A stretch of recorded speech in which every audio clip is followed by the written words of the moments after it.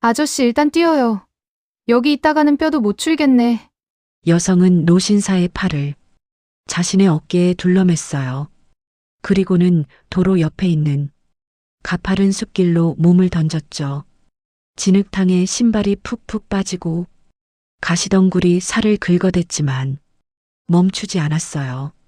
부탁하네. 이 라이터를 제발 맡아주게. 할아버지의 갈라진 목소리에는 생애의 마지막 간절함이 담겨 있었어요. 여성은 얼떨결에 라이터를 받아들었죠. 이 두 사람은 무슨 일이 있었던 걸까요? 사연 시작하기 전에 구독과 좋아요를 눌러주시면 최신 사연을 가장 먼저 보실 수 있습니다.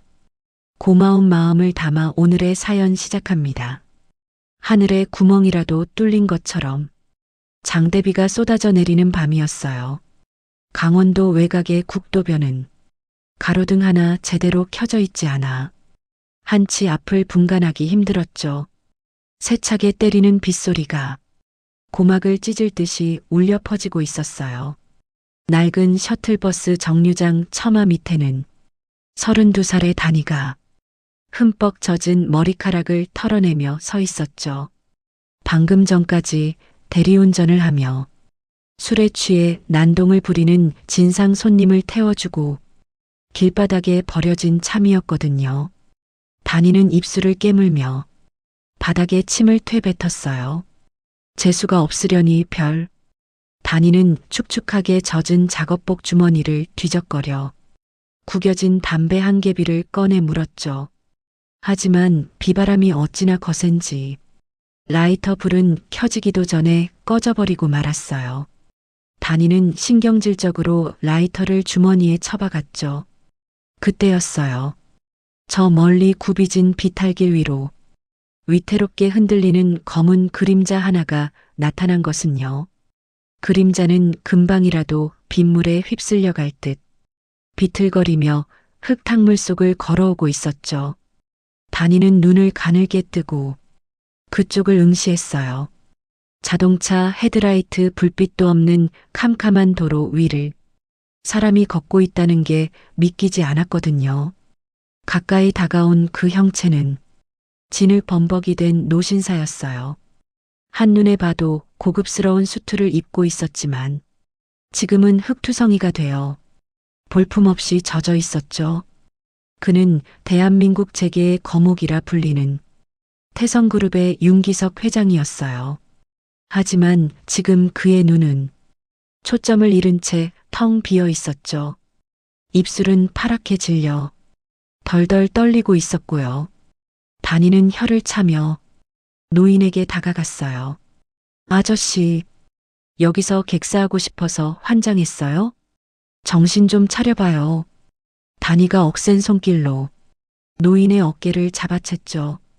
윤 회장의 몸은 마치 젖은 낙엽처럼 힘없이 휘청거렸어요.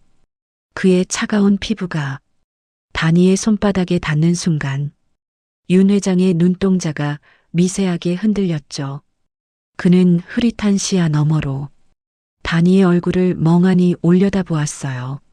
빗물에 씻겨 내려가는 다니의 얼굴 위로 30년 전 자신이 목숨보다 사랑했던 여인의 모습이 아주 잠시 겹쳐 보였거든요. 윤 회장의 메마른 입술이 달싹거렸어요. 선화야? 하지만 다니는 그 말을 듣지 못했죠. 빗소리가 너무 컸고 노인의 목소리는 모기 소리만큼이나 작았거든요. 아이고, 몸이 완전히 얼음장이네. 이러다 진짜 큰일 나겠어. 다니는 급하게 자신의 낡은 야상 점퍼를 벗어 노인의 어깨에 둘러주었어요. 기름 냄새가 배어있는 투박한 옷이었지만 지금은 그 무엇보다 따뜻한 온기였죠. 바로 그 순간이었어요. 저 멀리 산등성이 너머에서 날카로운 자동차 엔진 소리가 들려왔죠. 곧이어 눈부신 서치라이트 불빛이 폭우를 가르며 도로를 훑고 내려오기 시작했어요. 윤 회장의 몸이 본능적으로 움찔거리며 떨렸죠.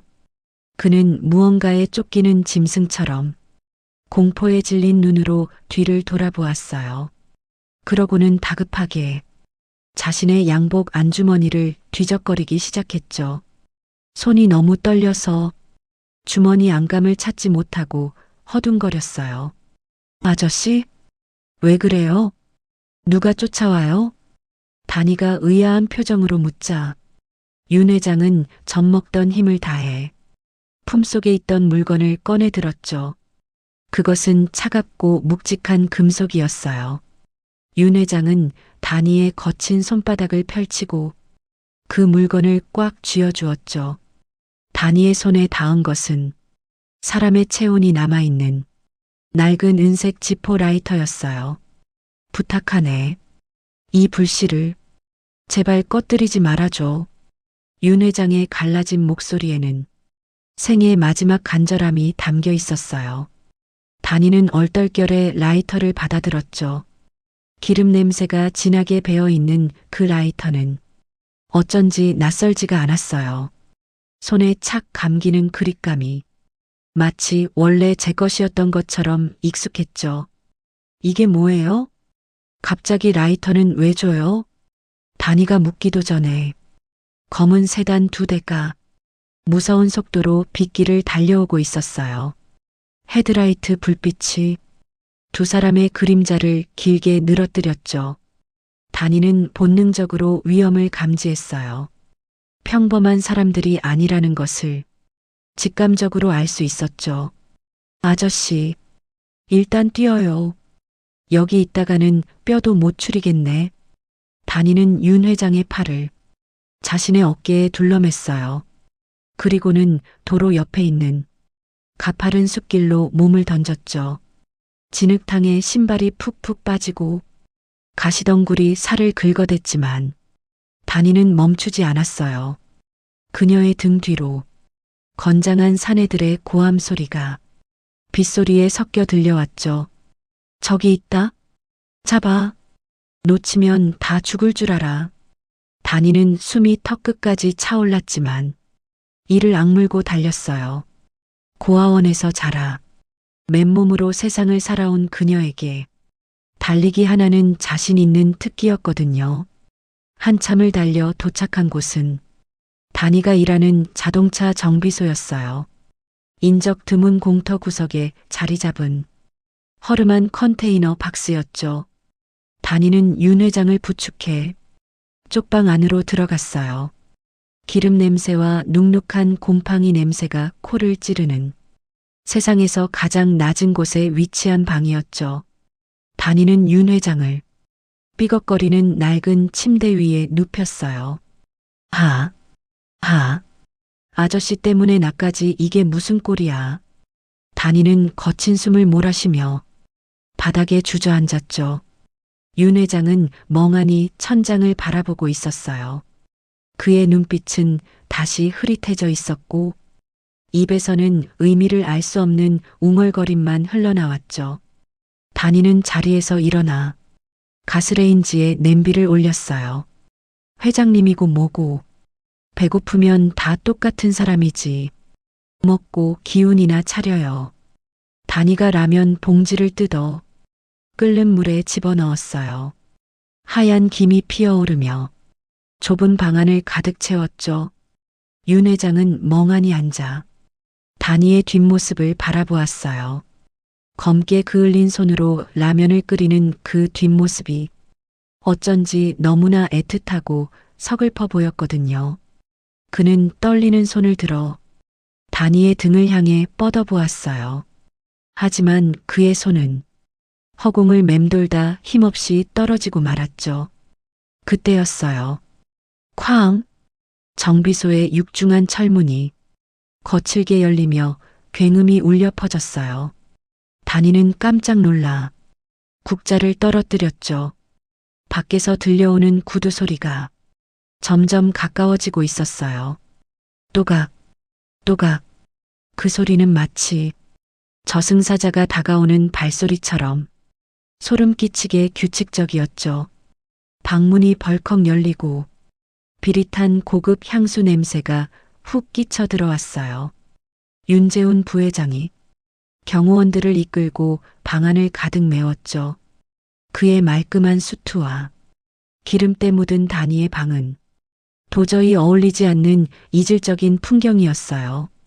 재우는 코를 막으며 경멸 어린 눈빛으로 방 안을 훑어보았죠. 그리고는 구석에 웅크리고 있는 윤 회장을 발견하고 입꼬리를 비릿하게 올렸어요. 삼촌, 이런 시궁창에서 쥐새끼처럼 숨어 계셨습니까? 재훈의 목소리는 소름 끼치도록 차분하고 냉정했죠. 단이는 본능적으로 윤 회장의 앞을 가로막고 섰어요. 손에는 어느새 묵직한 몽키 스패너가 들려 있었죠. 누구야?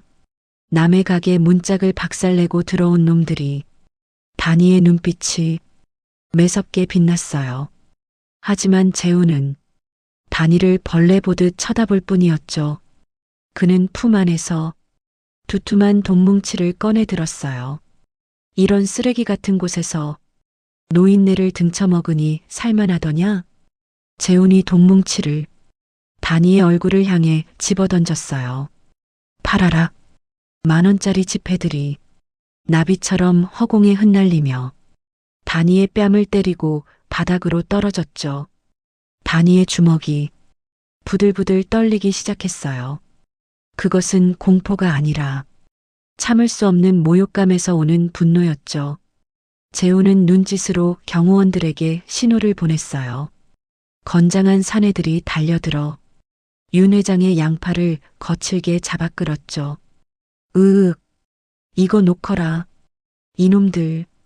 윤 회장이 반항해 보았지만 약 기운에 취한 노인의 힘으로는 역부족이었어요. 그는 끌려나가면서도 단이를 향해 고개를 돌렸죠. 그의 시선은 단이의 주머니 속에 들어있는 라이터를 향하고 있었어요. 단이는 뛰쳐나가려 했지만 다른 경호원이 그녀의 앞을 막아섰죠. 조용히 있어. 쥐도 새도 모르게 묻히기 싫으면. 경호원의 낮은 협박에 단이는 입술을 깨물었어요. 결국 윤 회장은 짐짝처럼 검은색 세단 뒷좌석에 처박혔죠. 차가운 빗줄기 사이로 윤 회장의 절규가 희미하게 들려왔어요.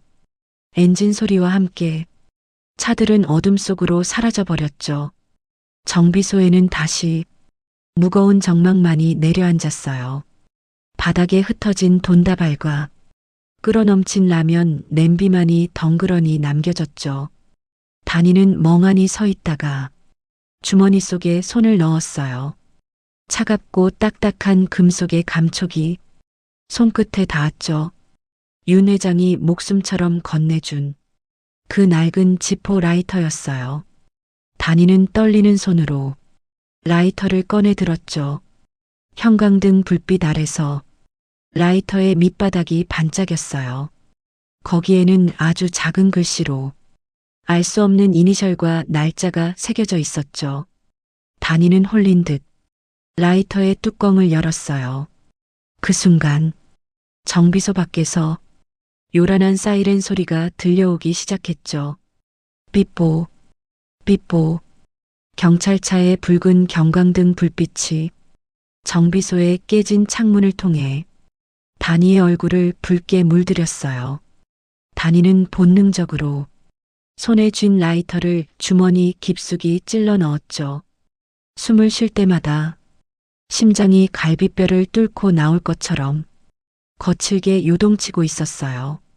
경찰입니다. 신고를 받고 출동했습니다. 안에 있는 사람 당장 나오세요.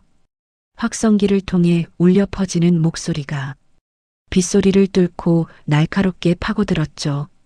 단이는 입술을 꽉 깨물었어요.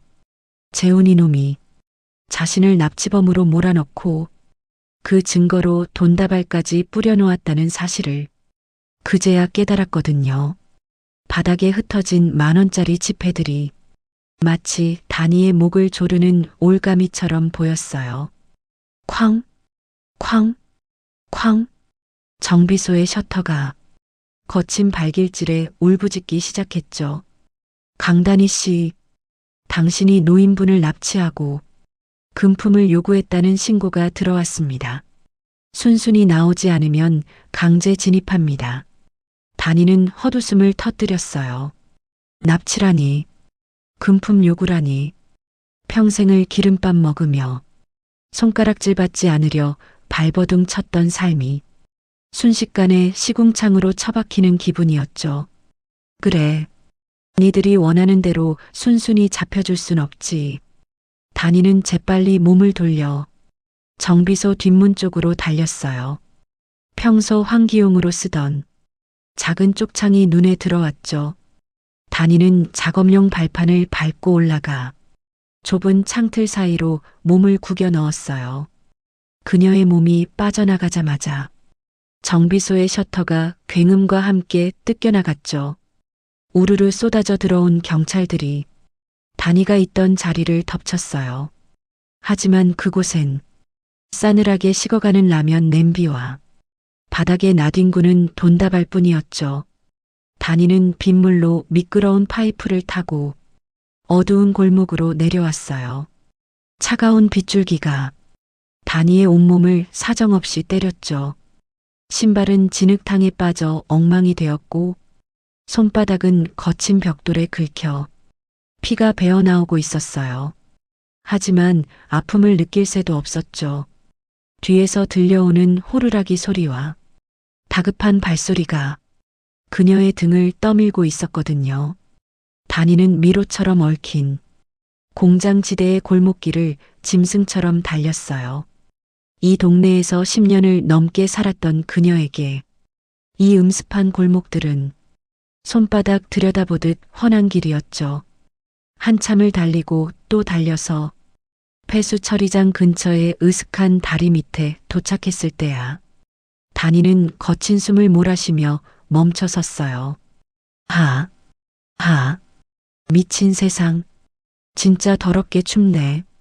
단이는 무릎을 짚고 서서 토할 것 같은 속을 진정시켰어요. 비는 그칠 기미가 보이지 않았고 옷은 젖어 무겁게 늘어져 있었죠. 그녀는 다리 밑 기둥에 기대어 주머니 속에 손을 넣었어요. 차가운 금속의 감촉이 손끝에 닿았죠. 윤 회장이 쥐어준 라이터였어요. 이게 뭐라고, 대체 이게 뭐라고 사람을 이 꼴로 만들어. 단이는 원망 섞인 목소리로 중얼거리며 라이터를 꺼내 들었죠. 어둠 속에서도 은색 라이터는 희미한 빛을 내고 있었어요. 단이는 문득 윤 회장이 끌려가면서 보였던 그 애절한 눈빛을 떠올렸죠. 무언가 말하고 싶어 하던, 간절하게 부탁하고 싶어 하던 그 눈빛을요. 단이는 홀린 듯 라이터의 밑바닥을 다시 들여다보았어요. Y, K, S&K, S, H, 그리고 그 아래 새겨진 날짜 1994년 10월 15일. 단이는 목에 걸려있던 자신의 낡은 군번줄을 꺼내 라이터 옆에 나란히 대보았어요. 똑같았어요. 글자 하나, 숫자 하나 틀리지 않고 완벽하게 일치하고 있었죠. 단이의 심장이 다시금 쿵쿵거리며 뛰기 시작했어요. 고아원 원장님이 포대기 속에 들어있던 유일한 물건이라며 쥐어주었던 그 녹슨 군번줄이었거든요. 설마, 아니겠지. 말도 안 되는 소리겠지. 단이는 고개를 세차게 저으며 부정하려 했어요. 하지만 라이터를 만지작거리는 손끝에 미세한 이질감이 느껴졌죠. 라이터에 기름솜을 넣는 부분이 미세하게 헐거워져 있었거든요. 단이는 주머니에서 작은 드라이버를 꺼내 라이터의 나사를 조심스럽게 풀었어요.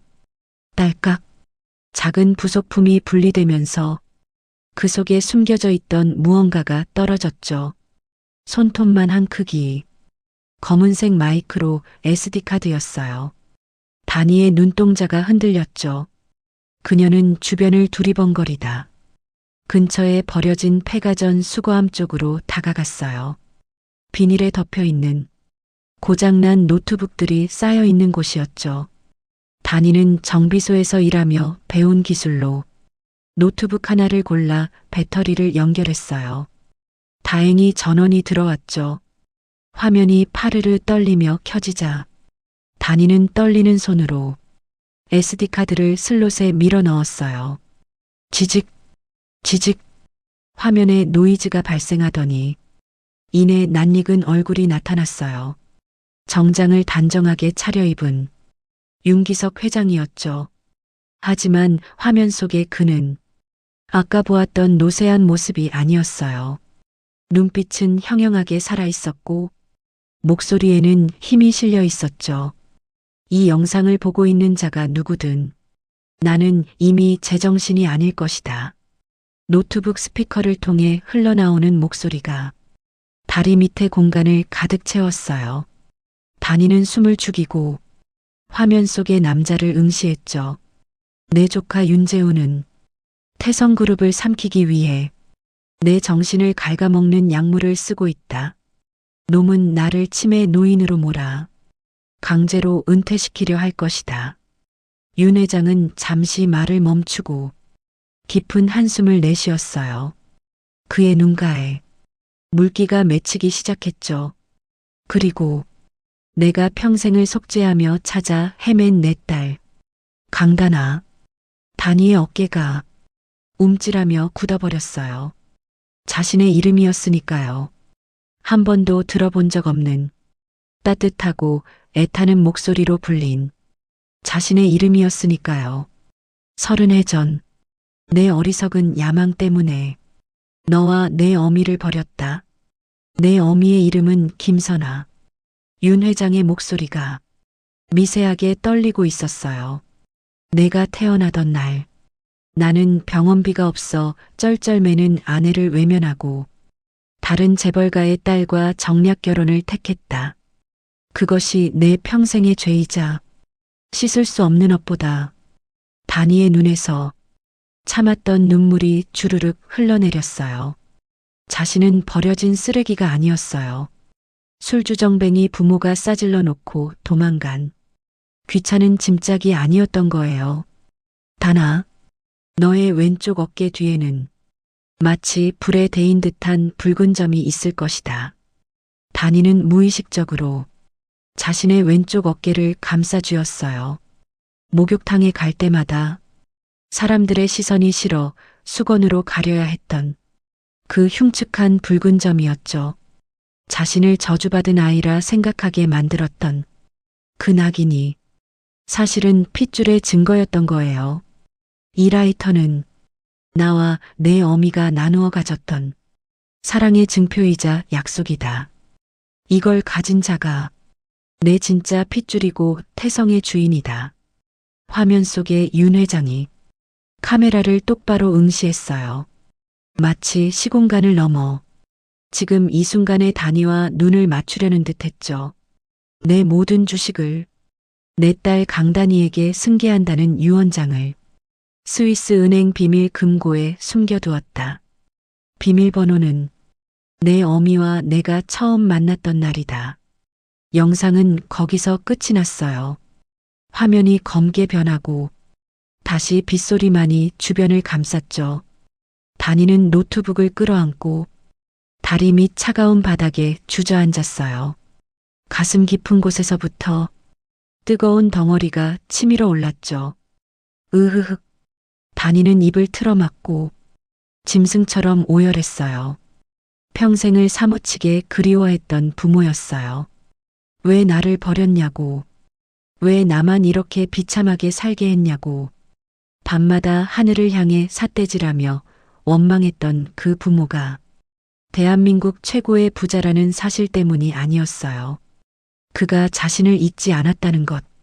죽어가는 순간까지 자신을 찾고 있었다는 것. 자신을 지키기 위해 그 모진 수모를 견디며 라이터를 건넸다는 것. 그 사실이 다니의 얼어붙은 심장을 송두리째 녹여내리고 있었죠. 한참을 그렇게 울던 다니가 천천히 고개를 들었어요. 눈물로 얼룩진 그녀의 얼굴 위로 서늘한 기운이 감돌기 시작했죠. 그녀는 소매로 눈물을 벅벅 닦아냈어요. 눈동자에는 더 이상 도망자의 두려움이 남아있지 않았죠. 대신 그 자리에는 서슬 퍼런 도끼가 자리 잡고 있었어요. 다니는 주머니에서 다시 라이터를 꺼내 들었죠. 손에 꽉 쥐어지는 그 차가운 감촉이 이제는 다르게 느껴졌어요. 그것은 단순한 라이터가 아니었어요. 아버지의 짓밟힌 인생이자 어머니의 잃어버린 세월, 그리고 자신의 되찾아야 할 이름이었죠. 윤재훈. 다니는 이를 악물고 그 이름을 씹어뱉었어요. 기다려. 내가 갈 테니까. 다니는 자리에서 일어났어요. 다리 밑에 어둠 속에서 그녀의 눈빛이 형형하게 빛났죠. 지금까지는 살기 위해 도망쳤지만 이제부터는 살리기 위해 싸울 차례였어요.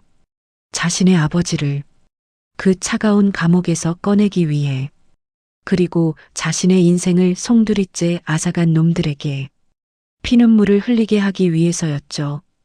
다니는 라이터 뚜껑을 팅하고 닫았어요.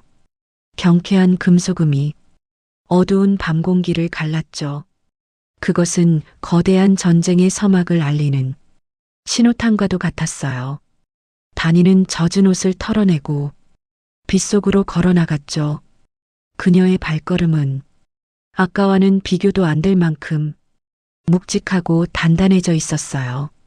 칠흑 같은 어둠이 깔린 서울의 변두리 재개발 구역, 철거 예정이라는 붉은 스프레이 글씨가 흉물스럽게 적힌 낡은 빌라촌이었어요. 다니는 빗물에 젖은 몸을 이끌고 가파른 계단을 올랐죠. 숨을 쉴 때마다 갈비뼈가 옥신거렸지만 멈출 수가 없었어요. 경찰의 추적을 피하려면 CCTV가 없는 이 개미굴 같은 골목만이 유일한 살 길이었거든요. 끽. 녹슨 철문이 괴기스러운 소리를 내며 열렸어요. 방 안에는 자욱한 담배 연기와 함께 라면 국물 냄새가 진동을 하고 있었죠. 누구야? 어떤 놈이 남의 집에 함부로 들어와 러닝셔츠 바람으로 화투패를 떼고 있던 사내가 소스라치게 놀라며 일어났어요. 전직 강력계 형사이자 지금은 다니와 같은 대리운전 회사에서 일하는 마동팔 반장이었죠. 그는 도박빚으로 옷을 벗었지만 다니에게만은 친오빠처럼 굴던 유일한 사람이었어요. 마 반장님, 나야. 다니가 젖은 머리카락을 쓸어 넘기며 힘없이 대답했죠. 마 반장의 눈이 동그랗게 커졌어요. 강다니?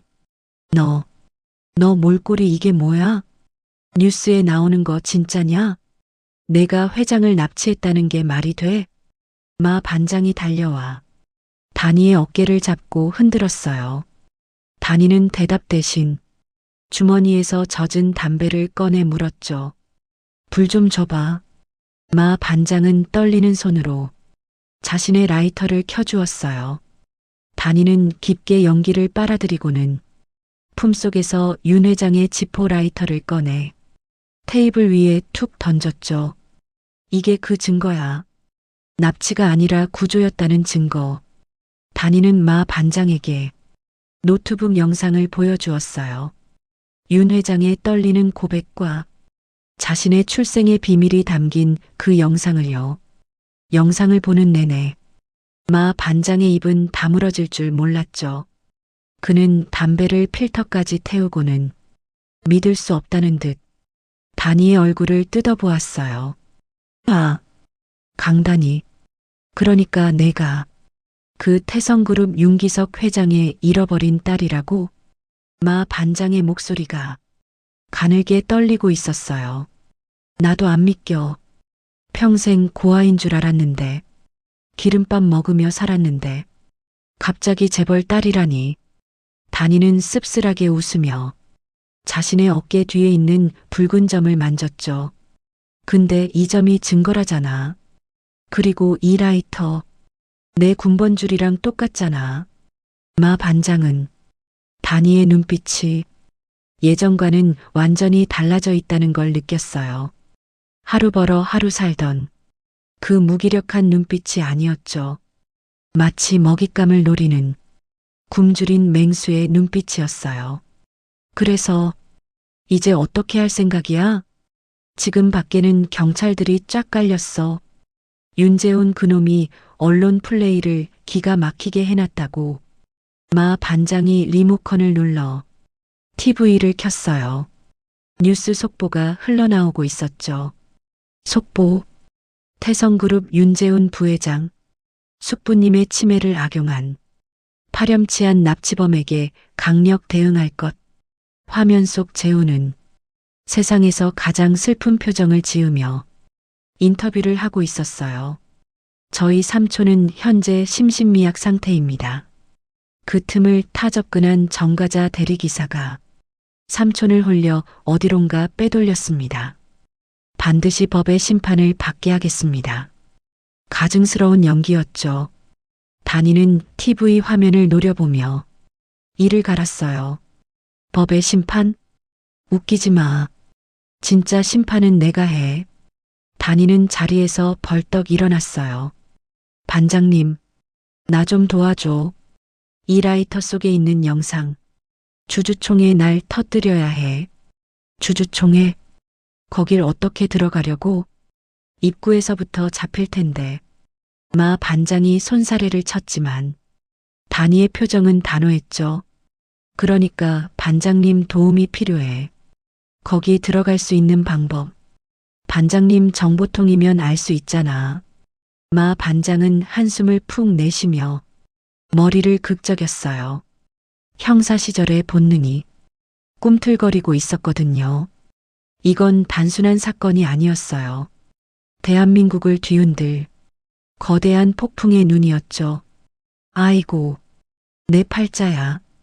도박판에서 개털대더니 이제는 재벌이랑 한판 붙게 생겼네. 마 반장은 투덜거리면서도 장롱 깊숙한 곳에서 낡은 수첩을 꺼냈어요. 태성그룹 보안팀장, 내 후배놈이야. 약점이 좀 잡힌 게 있어서 비상구 하나쯤은 열어줄 수 있을 거야.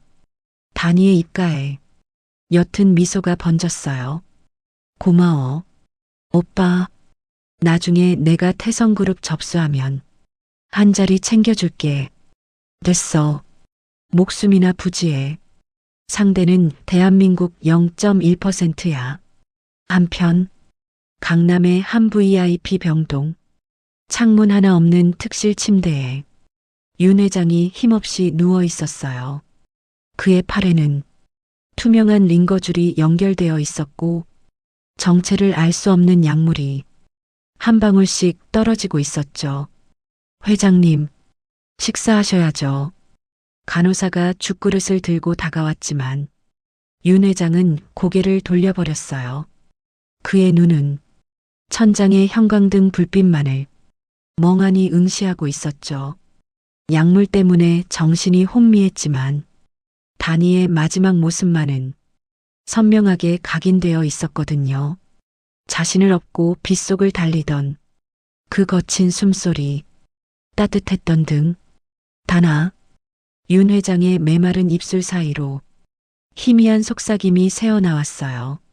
그때 병실 문이 열리고 재훈이 들어왔죠. 그는 윤 회장의 침대맡에 앉아 부드러운 미소를 지었어요. 삼촌, 아직도 그 대리기사 생각하세요? 걱정 마세요. 곧 잡힐 겁니다. 재훈이 윤 회장의 손을 잡으며 나지막이 속삭였어요. 그리고 잡히는 즉시 다시는 세상 빛을 못 보게 만들어 드릴게요.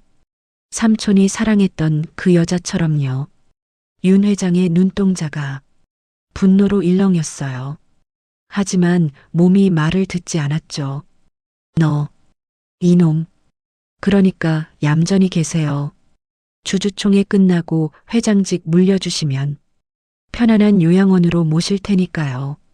재훈은 비릿한 웃음을 남기고 병실을 나갔어요. 복도에 대기하고 있던 경호팀장에게 눈짓을 보냈죠. 경비 더 삼엄하게 해. 개미 새끼 한 마리도 얼씬 못하게 해. 다시 마 반장의 집. 다니는 욕실 거울 앞에 섰어요. 거울 속에 비친 자신의 모습은 초라하기 그지없었죠.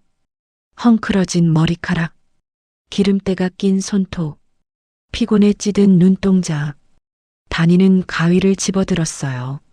사각, 사각, 길게 자란 머리카락이 바닥으로 툭툭 떨어져 내렸죠. 다니는 거추장스러운 긴 머리를 단발로 쳐냈어요.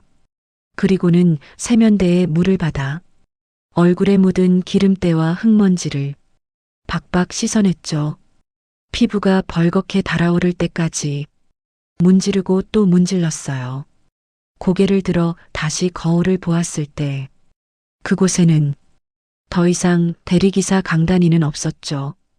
윤기석 회장의 딸이자 복수를 다짐한 한 여자가 서늘한 눈으로 정면을 응시하고 있었어요. 다니는 마 반장이 구해다 준 검은색 정장을 입었어요. 사이즈가 조금 컸지만 오히려 넉넉한 품이 다니의 마른 몸을 단단하게 감싸주었죠.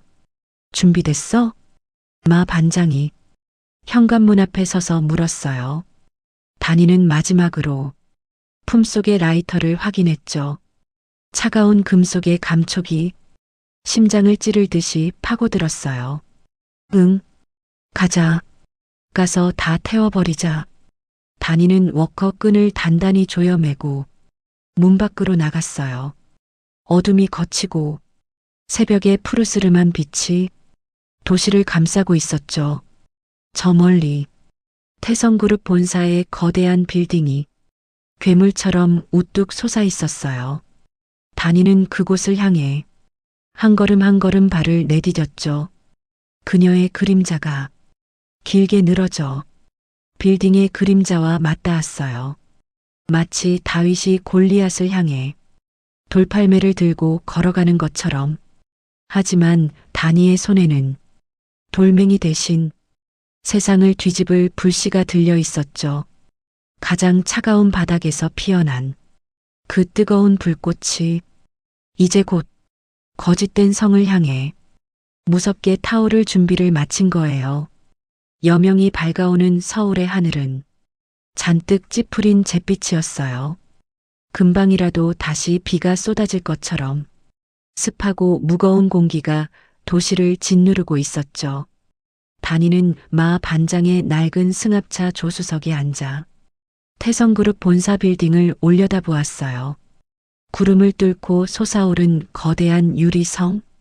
저 꼭대기층에서 윤재우는 자신의 제국이 완성되기를 기다리고 있을 터였죠. 다나, 지금이라도 돌아가도 돼. 저 안은 정글이야. 들키면 뼈도 못 추려. 마 반장이 핸들을 꽉 쥐며 말했어요. 그의 손등에는 식은 땀이 송골송골 맺혀 있었죠.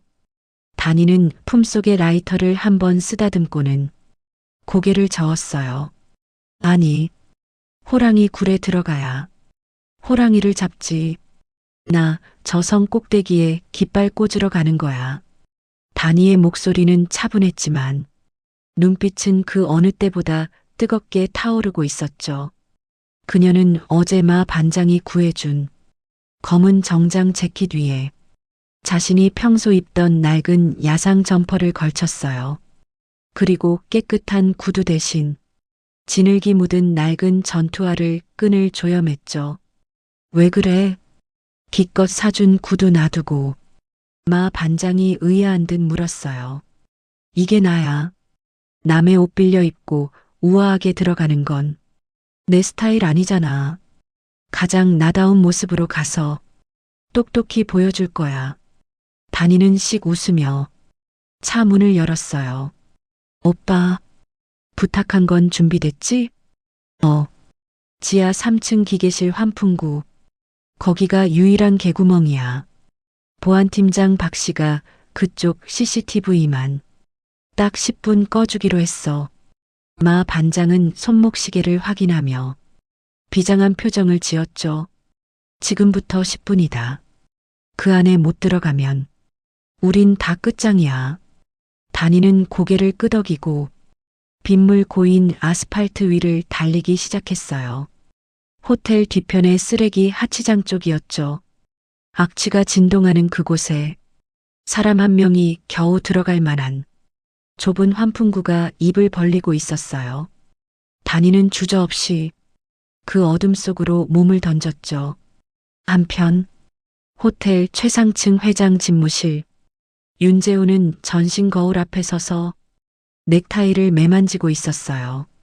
이날을 위해 주문 제작한 최고급 이탈리아산 수트가 그의 몸을 빈틈없이 감싸고 있었죠. 완벽해. 재우는 거울 속의 자신에게 만족스런 미소를 보냈어요. 책상 위에는 주주총회 시나리오가 놓여 있었죠. 1부 윤기석 회장의 건강 악화 발표, 2부 경영 공백을 막기 위한 비상대책위원회 발족, 3부 윤재훈 부회장의 신임 회장 추대. 모든 것이 그가 짠 각본대로 흘러가고 있었어요. 똑똑. 비서실장이 조심스럽게 문을 열고 들어왔죠. 부회장님, 주주들이 입장하고 있습니다. 언론사 기자들도 대거 참석했습니다. 보아는 쥐새끼 한 마리도 못 들어오게 막으라고 했을 텐데. 재훈이 날카롭게 물었어요. 걱정 마십시오.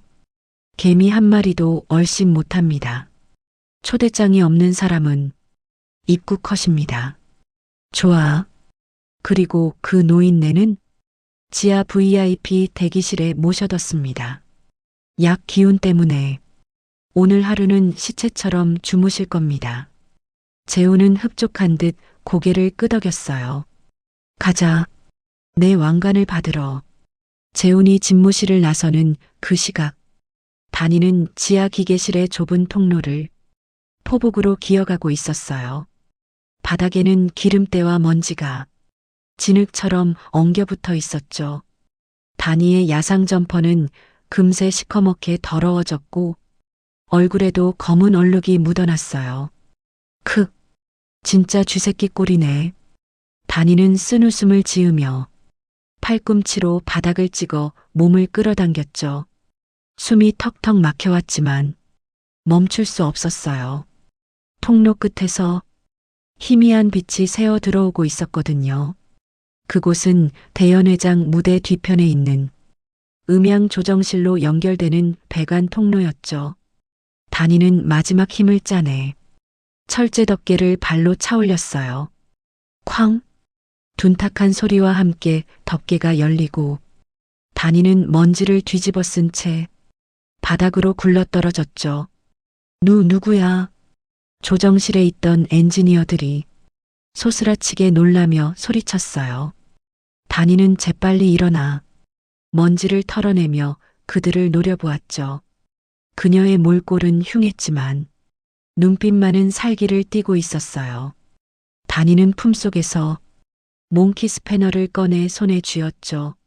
조용히 해.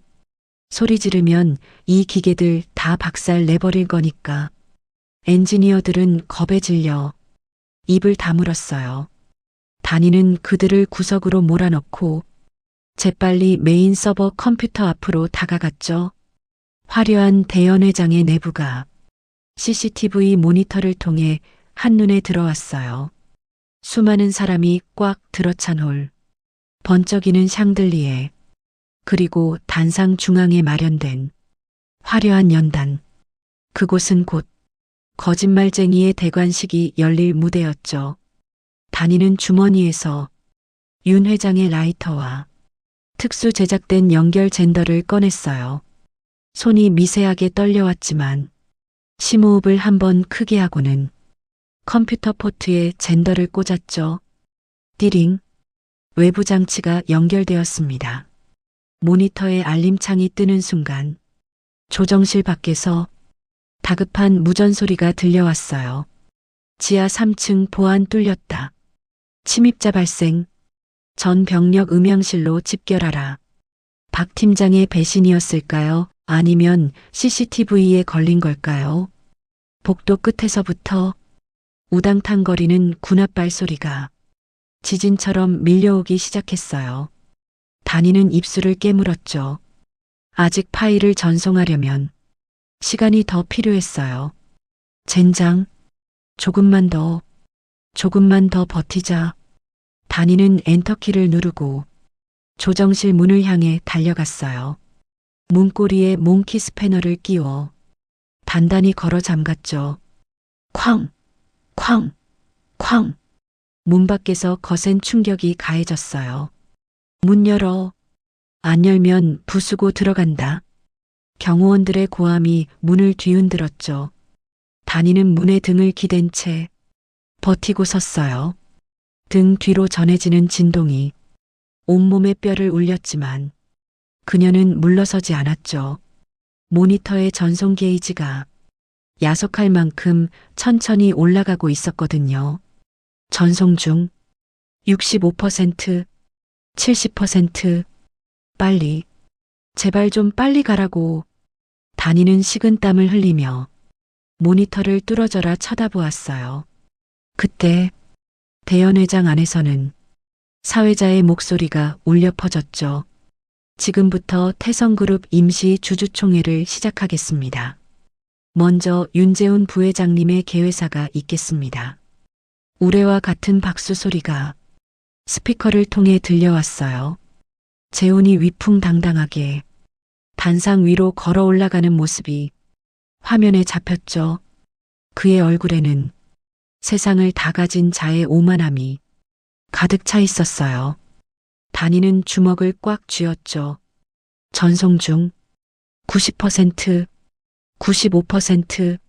문 밖의 충격은 점점 더 거세졌어요. 문고리에 끼워둔 스패너가 찌그러지며 비명을 지르기 시작했죠. 곧 문이 뚫릴 것 같았어요. 다니는 결단을 내려야 했죠. 여기서 잡히면 끝이다.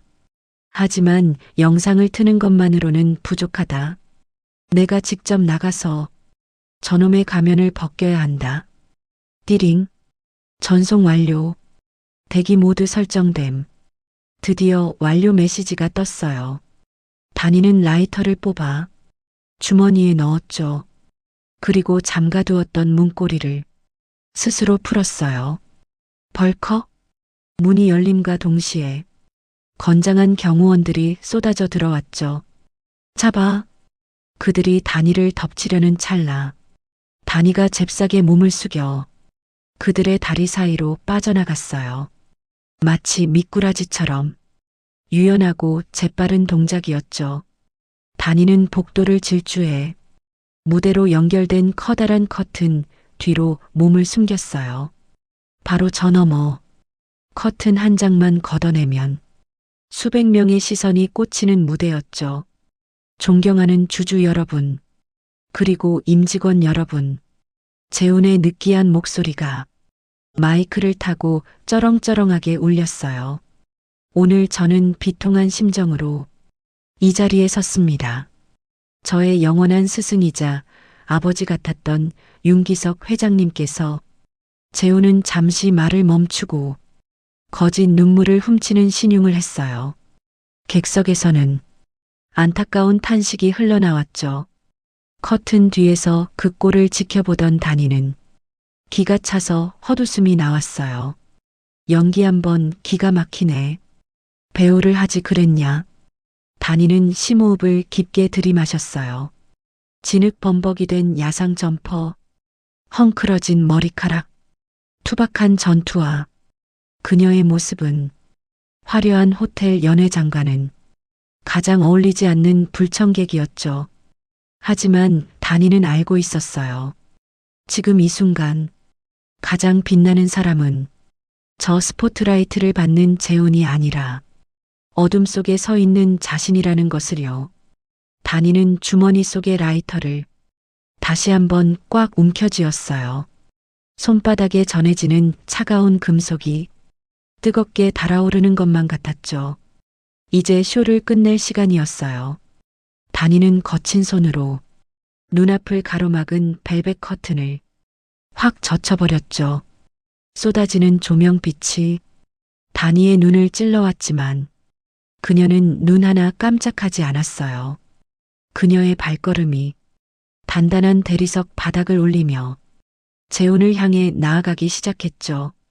저 앞에 서 있는 거짓된 왕을 끌어내리기 위해서 화려한 샹들리에 불빛이 쏟아지는 그랜드 볼룸의 단상 위, 진흙이 잔뜩 묻은 낡은 전투화 한 짝이 대리석 바닥을 지식였어요. 쿵! 그 둔탁하고 이질적인 발소리가 마이크를 타고 수백 명의 주주들 귀에 때려 박혔죠. 윤재훈의 연설이 뚝 끊겼어요. 그는 믿을 수 없다는 표정으로 자신의 뒤를 돌아보았죠. 거기엔 기름때 절은 야상 점퍼를 입은 불청객이 서 있었어요. 단이었죠. 그녀의 등장에 장내는 순식간에 술렁이기 시작했어요. 뭐야? 저 여자는? 경비원들은 뭐 하는 거야? 어떻게 저런 잡상인이 들어와? 여기저기서 웅성거리는 소리가 터져 나왔죠. 하지만 단이는 아랑곳하지 않았어요. 그녀는 마치 제 집 안방을 걷는 것처럼 당당하게 재훈의 앞으로 걸어갔죠. 재훈의 얼굴이 순식간에 불그락푸르락해졌어요. 너, 내가 감히 여기가 어디라고. 재훈이 씩씩거리며 소리쳤죠. 단이는 피식 웃으며 재훈의 멱살을 잡고 옆으로 밀쳐버렸어요. 비켜. 주인도 못 알아보는 개가 어디서 짖어. 단이의 서슬 퍼런 일가래. 재훈은 엉겁결에 뒷걸음질을 쳤죠. 단이는 재훈이 쓰던 마이크를 낚아챘어요. 삐익. 스피커에서 날카로운 하울링 소리가 나자 사람들이 귀를 막으며 인상을 찌푸렸죠. 단이는 마이크를 잡고 객석을 향해 섰어요. 수백 개의 눈동자가 그녀의 더러운 행색을 훑고 있었죠. 하지만 단이의 눈빛은 그 어떤 보석보다 형형하게 빛나고 있었어요. 다들 똑똑히 보세요. 지금 저 자리에 서 있는 인간이 진짜 태성의 주인인지 아니면 주인을 물어뜯은 미친 개인지. 단이의 목소리는 낮지만 단단하게 장내를 울렸어요. 재훈이 정신을 차리고 고래고래 고함을 질렀죠. 보안팀, 당장 저 미친 여자 끌어내. 뭐하고 있어? 대기하고 있던 경호원들이 우르르 단상 위로 뛰어 올라왔어요. 그들의 거친 손이 단이의 어깨를 낚아채려던 찰나였죠. 단이는 주머니에서 윤 회장의 지포 라이터를 꺼내 들었어요. 그리고 미리 준비해둔 연결 젠더를 연설대 포트에 쾅 하고 꽂아버렸죠. 건드리지 마. 단이가 사자우를 토해내며 라이터 뚜껑을 팅하고 열었어요. 그 순간이었어요. 단상 뒤에 설치된 초대형 LED 스크린의 화면이 지지직거리며 바뀌기 시작했죠. 화려했던 태성그룹의 로고가 사라지고 어두운 병실의 풍경이 나타났어요. 경호원들이 멈칫하며 스크린을 올려다보았죠. 화면 속에는 환자복을 입은 윤기석 회장이 초췌한 모습으로 앉아 있었어요. 객석에서 경악에 찬 비명이 터져 나왔죠. 회장님 아니야? 저게 무슨... 영상 속의 윤 회장은 떨리는 목소리로 입을 열었어요. 이 영상을 보시는 주주 여러분, 저는 태성그룹 회장 윤기석입니다. 그의 목소리는 힘이 없었지만 또렷하게 들려왔죠. 제 조카 윤재훈은 경영권을 탈취하기 위해 저에게 마약성 환각제를 투여했습니다. 저를 치매 환자로 둔갑시켜 강제로 병원에 감금했습니다. 장내는 순식간에 아수라장이 되었어요. 카메라 플래시가 미친 듯이 터지기 시작했죠. 재훈의 얼굴이 하얗게 질려버렸어요. 당장 저거 꺼. 저거 다 조작이야. 저 여자가 만든 딥페이크라고. 재훈이 미친 사람처럼 날뛰며 스크린 전원을 찾으려 허둥댔어요. 하지만 단이는 재훈의 앞을 가로막고 섰죠. 왜? 찔려? 내가 한 짓이 까발려지는 게 무섭냐? 단이는 재훈을 노려보며 한 걸음 더 다가갔어요. 영상은 계속해서 흘러나왔죠. 이번에는 화면이 바뀌어 재훈이 의사에게 돈뭉치를 건네는 장면이 나왔어요. 약물량을 좀 더 늘리죠. 영감님이 헛소리 못하게. CCTV에 찍힌 재훈의 목소리가 적나라하게 울려 퍼졌죠. 객석에 앉아있던 주주들이 자리를 박차고 일어났어요. 이게 무슨 짓이야? 윤 부회장, 해명해 보세요. 여기저기서 비난이 빗발쳤죠. 재훈은 구석에 몰린 쥐처럼 덜덜 떨고 있었어요. 그는 마지막 발악을 하듯 단이를 향해 달려들었죠. 이 천한 것이 죽어. 너도 죽고 다 죽어. 재훈이 단이의 목을 조르려 손을 뻗었어요. 하지만 단이는 피하지 않았죠. 그녀는 어릴 때부터 취객들을 상대하며 실전으로 다져진 몸이었으니까요. 단이는 재훈의 팔을 잡아 비틀고 그대로 다리를 걸어 넘어뜨렸어요. 쿵! 재훈이 볼품없이 바닥에 나뒹굴었죠. 단이는 쓰러진 재훈의 가슴을 전투와 발로 짓눌렀어요. 진흙이 묻은 굽이 재훈의 하얀 셔츠를 더럽혔죠. 천한 거? 그래, 나 천하다. 기름밥 먹고 자라서 배운 것도 없다. 단이는 숨을 헐떡이며 소리쳤어요. 근데 그거 아냐? 기름때는 씻으면 지워지지만 내 놈 마음에 낀 욕심은 죽어도 안 지워진다는 거. 단이는 재훈을 내려다보며 경멸 섞인 침을 뱉었어요. 그때 영상 속 윤 회장의 목소리가 다시 이어졌죠. 그리고 제 진짜 핏줄을 소개합니다. 제 전 재산을 상속받을 유일한 혈육. 화면 속 윤 회장이 사진 한 장을 들어 보였어요. 갓난아이를 안고 있는 젊은 시절의 윤 회장. 그리고 그 아이의 어깨 뒤에 선명하게 찍힌 붉은 점. 사람들의 시선이 단상 위에 서 있는 단이에게 쏠렸어요. 단이는 천천히 자신의 야상 점퍼를 벗었죠. 그리고 안에 입은 검은 셔츠에 왼쪽 어깨 부분을 찢어내렸어요. 직! 옷감이 찢어지는 소리와 함께 그녀의 하얀 어깨가 드러났죠. 거기에는 마치 불에 데인 듯한 선명한 붉은 점이 박혀 있었어요.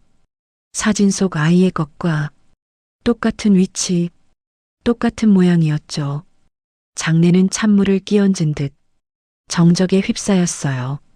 누구도 부정할 수 없는 완벽한 증거였으니까요. 단이는 다시 마이크를 잡았어요. 들었지? 이 회사는 내 놀이터가 아니야. 그리고 우리 아버지는 내가 함부로 짓밟을 수 있는 노인네가 아니다.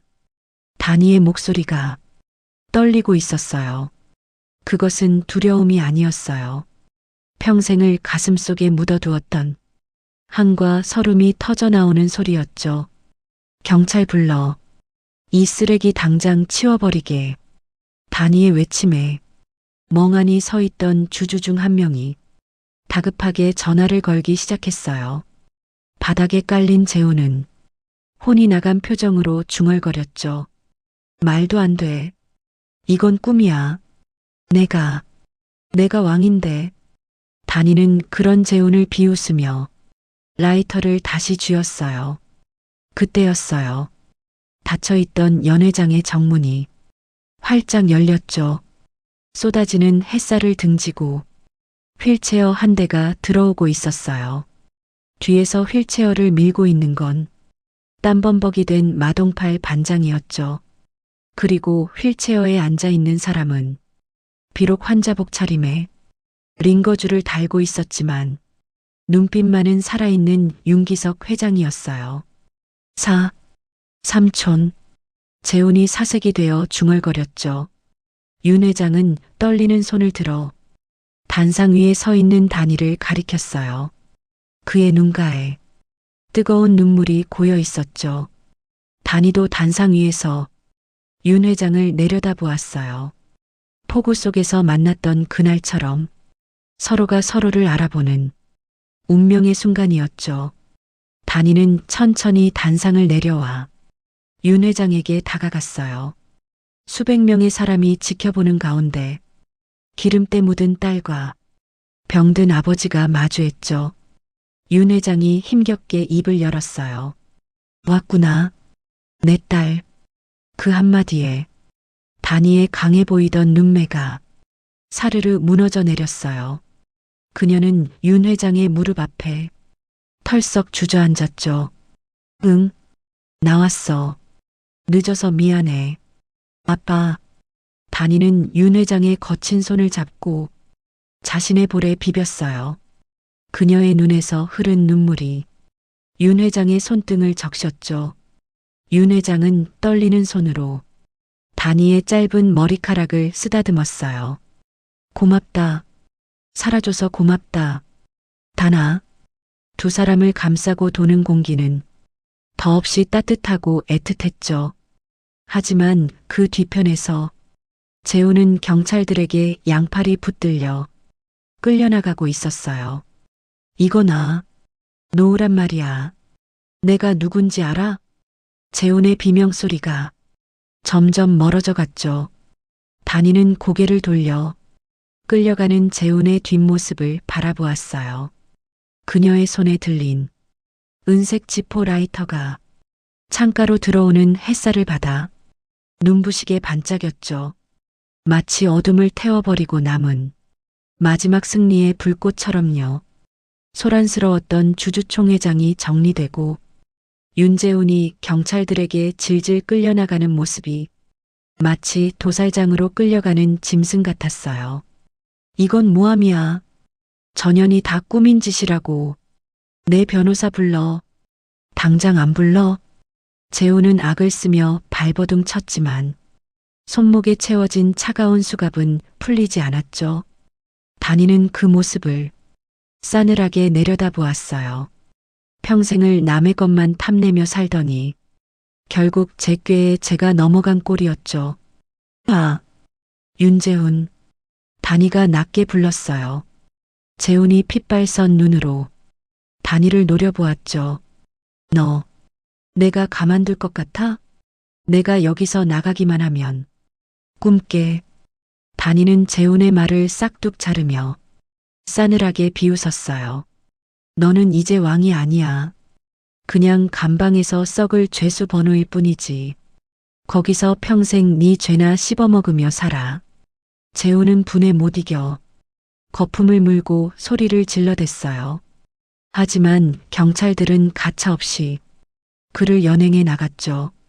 닫히는 문틈 사이로 재훈의 절규가 뚝 끊겼어요.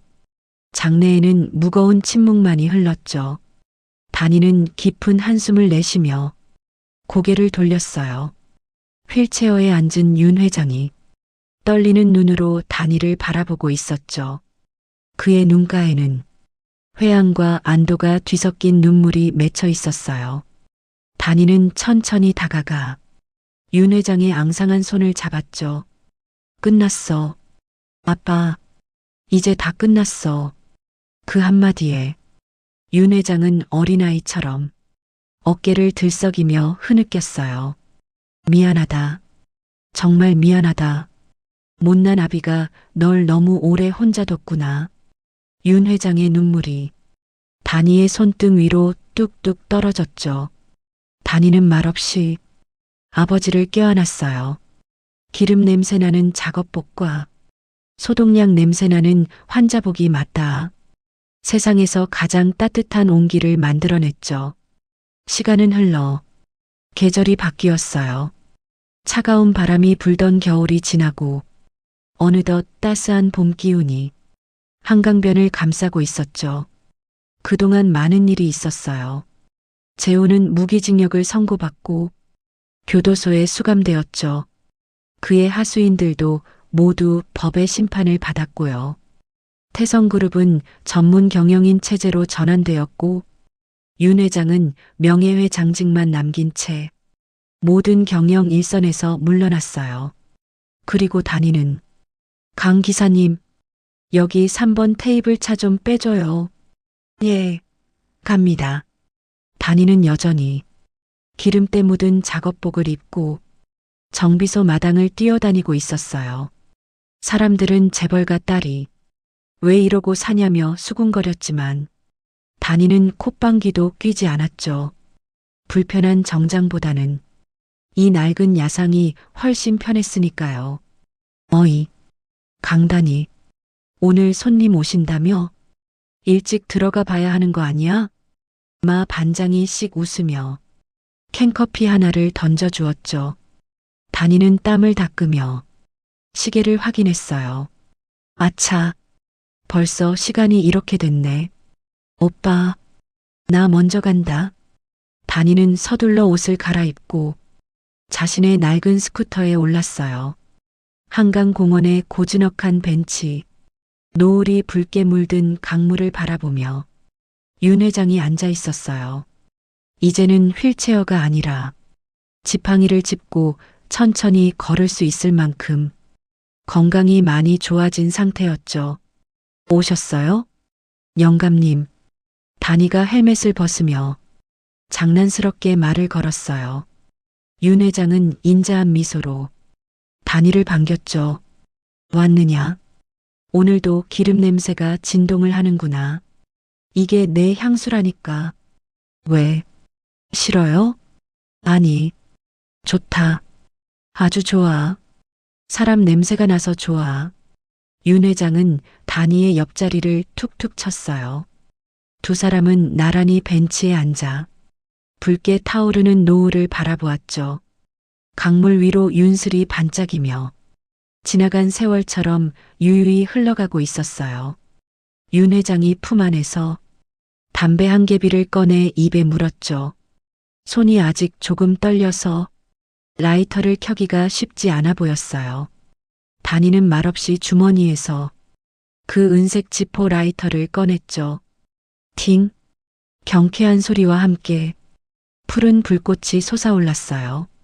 한때는 복수의 도구였고 진실을 밝히는 무기였던 그 불꽃이 지금은 아버지를 위한 따뜻한 등불이 되어 있었죠. 단위는 손으로 바람을 막아 윤 회장의 담배에 불을 붙여주었어요. 후, 윤 회장이 길게 연기를 내뿜으며 만족스러운 표정을 지었죠.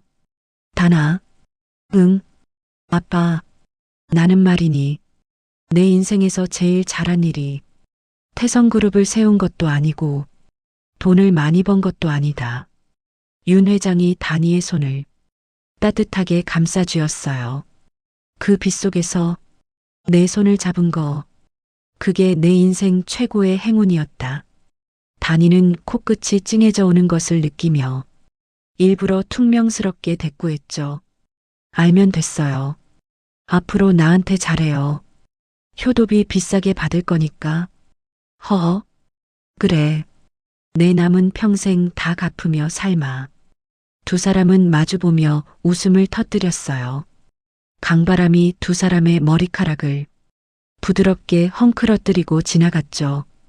어둠이 내리기 시작한 한강변에 가로등 불빛이 하나둘 켜지기 시작했어요.